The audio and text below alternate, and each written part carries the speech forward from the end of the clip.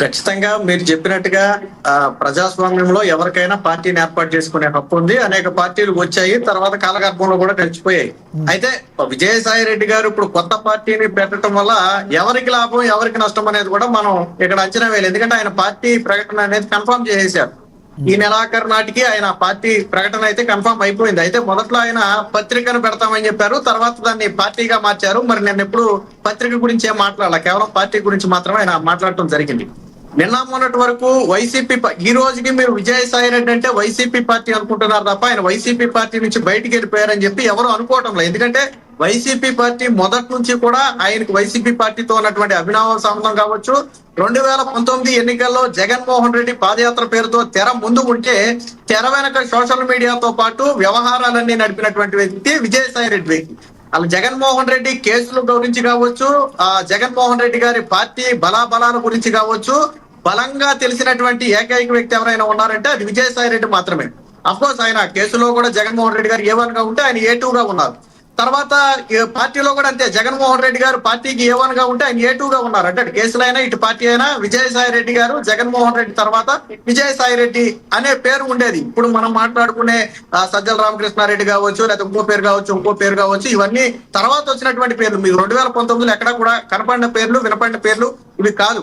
ఇప్పుడు విజయసాయి రెడ్డి గారు సడన్ గా పార్టీ పెట్టడం వెనక ఉన్న అంతర్యం ఏంటనేది తెలియాలి. ఆయన పార్టీ ప్రకటించి పార్టీ పేరేంటి, పార్టీకి పెట్టే జెండా కలర్లు ఏంటి, ఆయన సిద్ధాంతాలు ఏంటి అనేది ఆయన ప్రకటించిన తర్వాత మనం ఒక అంచనాకి రాగలుగుతాం తప్ప ఇప్పటికిప్పుడు మనం చెప్పలేము. ఇందాక మీరు చెప్తున్నట్టుగా ఏదో సోషల్ మీడియాలో విజయశాంతి పార్టీ అని ఏదో రకరకాల అవన్నీ ట్రోల్స్ కోసం పెట్టాయి, కానీ నేను అలా అనుకోవట్లేదు.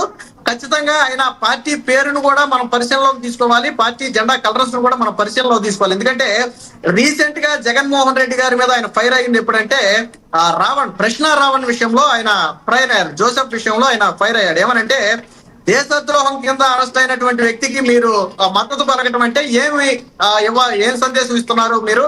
ఆ వ్యక్తుల మీదే కాదు, మద్దతు పలికిన వ్యక్తుల మీద కూడా కఠిన చర్యలు తీసుకోవాలని నేను కేంద్రాన్ని కోరతానని చెప్పి ఆయన చివరిలో మాట్లాడినటువంటి మాట. అంటే ఇక్కడ పైకి జగన్మోహన్ రెడ్డి గారితో యాంటీగా ఆయన ఉన్నట్టుగా కనపడుతుంది, కానీ అసలు ఎందుకు పార్టీ నుంచి బయటకు వెళ్ళారంటే వైసీపీ పార్టీ నాయకులకే తెలియట్లా. విజయసాయి రెడ్డి అనే వ్యక్తి వైసీపీ పార్టీ నుంచి ఎందుకు బయటకు వెళ్ళాడంటే సొంత పార్టీలో సమాధానం లేదు. విజయసాయి రెడ్డి గారు చెప్పినట్టుగా ఒక కోటరీ వ్యవస్థ ఉంది, ఆ కోటరీ వ్యవస్థ విజయసాయి రెడ్డి గారిని, జగన్మోహన్ రెడ్డి గారిని దూరం చేసింది. దాంతోనే ఈయన బయటకు వెళ్ళాడు. అక్కడ వరకే చెప్పగలుగుతున్నారు తప్ప అంతకు మించి సొంత పార్టీలో కూడా ఎవరు చెప్పట్లా. ఇకపోతే నిజంగా విజయసాయి రెడ్డి గారు ఏదో ఒక పార్టీ పెట్టారనుకోండి, 2029 ఎన్నికల్లో ఖచ్చితంగా ఆయన పోటీ చేస్తాడు. సరే, ఆయన ఆ టయానికి ఇండివిజువల్ గా పోటీ చేస్తారా లేదా రాజకీయ సమీకరణాల్లో భాగంగా ఏదైనా పార్టీతో మద్దతుగా కలిసి పోటీ చేస్తారా అనేది మనం ఇప్పుడు మాట్లాడలేం. కానీ ఒకవేళ ఆయన ఇండివిజువల్ గా పోటీ చేస్తే ఎవరికి నష్టం, ఎవరికి లాభం? నేనేమనుకుంటానంటే నిజంగా విజయసాయి రెడ్డి గారు కన్నా జగన్మోహన్ రెడ్డి గారి మీద యాంటీతోనే పార్టీ పెట్టి ఉంటే, ఎందుకని ఈ మాట అంటున్నానంటే ఈ రోజుకి విజయసాయి రెడ్డి, జగన్మోహన్ రెడ్డి ఇద్దరు ఒకటే. జగన్మోహన్ రెడ్డి గారు విజయసాయి రెడ్డి గారితో కథ నడుపుతున్నారు.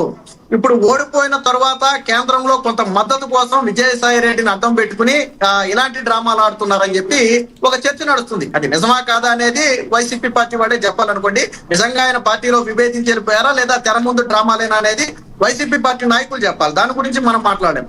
ఇకపోతే లేదు, నిజంగానే విజయసాయి రెడ్డి గారు వ్యతిరేకించి బయటకు వెళ్ళారు అంటే ఎవరికి నష్టం? వైసీపీ పార్టీకే నష్టం. ఎందుకంటే నేను ఇందాక చెప్పినట్టుగా ఆయన ఏదైనా ఓటు బ్యాంకు చేల్చగలిగితే, ఆయన ఎవరైనా ఒక 10 మంది నాయకుల్ని తీసుకోగలిగితే వైసీపీ పార్టీ నుంచి తీసుకోగలదు తప్ప ఇతర పార్టీ నుంచి ఆయన తీసుకోలేడు. ఇతర పార్టీలు ఎవరు కూడా విజయసాయి రెడ్డిని నమ్మే పరిస్థితి లేదు. ఇతర పార్టీ కార్యకర్తలు ఎవరు కూడా విజయసాయి రెడ్డిని నమ్మే పరిస్థితి లేదు. కొద్ది గొప్ప వైసీపీలో యాంటీ ఏదైనా ఉంటే ఆ యాంటీని ఉపయోగించుకుని కొంతమంది నాయకులు కావచ్చు, కొంతమంది కార్యకర్తలు కావచ్చు, విజయసాయి రెడ్డి గారు ఏమైనా తన పార్టీ వైపు తిప్పుకోవచ్చు. అలాగే నెక్స్ట్ విజయసాయి రెడ్డి గారు ప్రధానంగా పార్టీ పెట్టిన ఉద్దేశం ఏంటనేది కూడా ఆయన పార్టీ ప్రకటించిన తర్వాతే తెలుస్తుంది తప్ప ఇప్పటికిప్పుడు మనకి దాని గురించి అయితే అర్థమయ్యే అవకాశం లేదు. ఆయన సిద్ధాంతాలు ప్రకటించాలి, పార్టీ విధానం ప్రకటించాలి. పార్టీ ప్రకటించే రోజు ఎందుకు పార్టీ ప్రకటించానో కూడా ఆయన చెప్పాలి, ఖచ్చితంగా చెప్పాలి. ఇప్పుడు ఫర్ ఎగ్జాంపుల్ షర్మిల గారిని తీసుకుందాం మనం. ఆయన కాంగ్రెస్ పార్టీలో ఉన్నారు. అటు తెలుగుదేశం పార్టీ మీద విమర్శలు చేస్తారు, ఇటు వైఎస్ఆర్సీపీ పార్టీ మీద విమర్శలు చేస్తారు. మధ్యలో న్యూట్రల్ గా వాళ్ళ పార్టీ స్టాండ్ అనేది చాలా బలంగా వినిపించే ప్రయత్నం చేస్తున్నారు. మరి విజయసాయి రెడ్డి గారి లాగా 2 పార్టీల మీద విమర్శలు చేసి న్యూట్రల్ స్టాండ్ ని తీసుకోగలరా? అధికారంలో కూటమి ఉంది, ఖచ్చితంగా విమర్శించడానికి ఏదో ఒక అంశం దొరుకుద్ది. అలాగే అదే క్రమంలో గతంలో జగన్మోహన్ రెడ్డి గారి పాలనను కూడా విజయసాయి రెడ్డి గారు విమర్శించాలి. ఇక్కడ ఓ చిక్కు వచ్చింది. గత పాలనలో విజయసాయి కూడా పాత్ర ఉంది అందులో. విజయసాయి రెడ్డి గారు అందులో ఎంపీగా ఉన్నారు. స్వయంగా మొన్న ఎన్నికల్లో ఆయనే పార్లమెంట్ సభ్యుడు చేశారు. ఓడిపోయారు అనుకుంటే వేరే విషయం. పోటీ చేశారు. మరి గత పాలనను విమర్శిస్తే పాలన నచ్చినప్పుడు విజయసాయి రెడ్డి గారు ఆయన జగన్మోహన్ రెడ్డి గారితో ఎలా ఉన్నారు? ఈ ప్రశ్న ఖచ్చితంగా లేవనెత్తుతారు. రేపు పొద్దున్న జగన్మోహన్ రెడ్డి గారిని విమర్శించిన, కూటమిని విమర్శించిన మొదటగా విజయసాయి రెడ్డి గారికి చాలా క్లిష్టమైన సవాలు ఒకటి ఉంది. వాటికి సమాధానం చెప్పాలి. నిన్నటి వరకు జగన్మోహన్ రెడ్డి గారితో, అంటే పార్టీ ఓడిపోయే వరకు జగన్మోహన్ రెడ్డి గారితో ఉన్నటువంటి విజయసాయి రెడ్డి గారు ఆ రోజు జగన్మోహన్ రెడ్డి గారు విధి విధానాలు తెలియలేదా? రెండోది, ఈయన పార్టీ పెట్టి నేను ప్రజలకు న్యాయం చేస్తున్నానంటే వైసీపీ పార్టీ న్యాయం చేయలేదనేనా అన్నాం? 5 ఏళ్ల అధికారంలో ఉండి వైసీపీ పార్టీ న్యాయం చేయలేదా? మీరు కూడా అప్పుడు పార్టీలో ఉన్నారు. ఎందుకు వైసీపీ పార్టీని కలపాల్సి వస్తుందంటే అప్పుడు వైసీపీ పార్టీలో విజయసాయి రెడ్డి గారు కూడా ఉన్నారు. ఒప్పుకోవాలి, 5 ఏళ్ల పాటు వైసీపీ పార్టీ ప్రజలకు న్యాయం చేయలేదు కాబట్టే ప్రజలు ఓడించారు, కాబట్టే నేను కూడా ఇప్పుడు ఆ పార్టీ సిద్ధాంతాలు విధానాలు నచ్చక నేను బయటకు వచ్చానని చెప్పి విజయసాయి రెడ్డి గారి ప్రకటన చేయాల్సి ఉంటుంది. మరి విజయసాయి రెడ్డి గారు ఎంతవరకు జగన్మోహన్ రెడ్డి గారి మీద విమర్శలు చేస్తారో చూడాలి. మొన్న ఆయన పార్టీ నుంచి బయటకు వచ్చినప్పుడు కూడా కోటరీ మీద విమర్శలు చేశారు, కానీ విజయసాయి రెడ్డి గారి మీద, జగన్మోహన్ రెడ్డి గారి మీద ఎక్కడా కూడా డైరెక్ట్ అటాక్ అయితే చేయలే. వాస్తవానికి విజయసాయి రెడ్డి గారు ఉన్న స్థానానికి ఇప్పుడు ఆయన బయటకు వచ్చిన విధానానికి జగన్మోహన్ రెడ్డి గారి మీద చాలా తీవ్ర స్థాయిలో విమర్శలు చేసి ఉండాలి. కానీ ఇప్పటి వరకు ఆయన ఎక్కడా కూడా జగన్మోహన్ రెడ్డి గారి మీద విమర్శలు చేయలేదు.